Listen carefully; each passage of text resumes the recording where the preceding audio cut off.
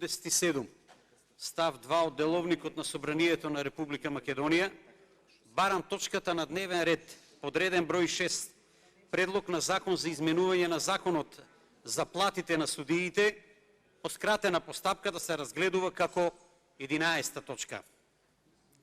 Она што го знае почитуваната македонска јавност е дека довербата во правосудниот систем во Република Македонија е само 8%, па се поставува прашањето на кои судии треба да им се зголемат платите, на оние кои што влегуваат во овие 8% во кои што македонската јавност има доверба, или оние кои што влегуваат во оние 92% во кои што македонската јавност нема апсолутно никаква доверба.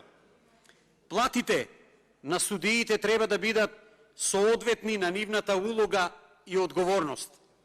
Судството по дефиниција треба да биде независно и самостојно, да се обезбеди со висината на платата и заштита на самите судии од притисоци, но од друга страна да се заштитува криминалот и корупцијата.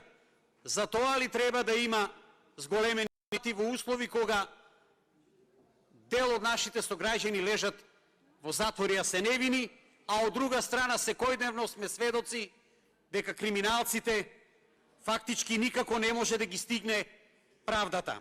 Во исто време, пратениците од власта предлагаат и законско решение со кое што ќе се пролонгира пензионирањето во наредните 3 години. Дали е тоа случајно, почитувани колешки и колеги пратеници?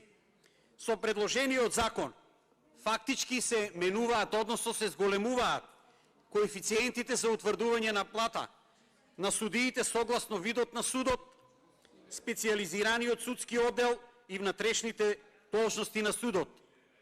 Но во исто време во судовите работат и судски доставувачи, записничари, вработени во писарница и стручни соработници. Дали за нив не треба да има зголемување на платата?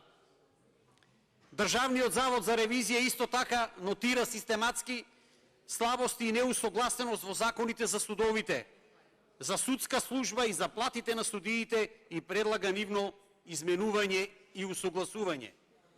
Затоа предлагам уште еднаш точката подреден број 6 да се разгледува како точка подреден број 11, бидејќи сметам дека е потребна сериозна анализа за да може да се донесе конкретно адекватно решение. Ви благодарам.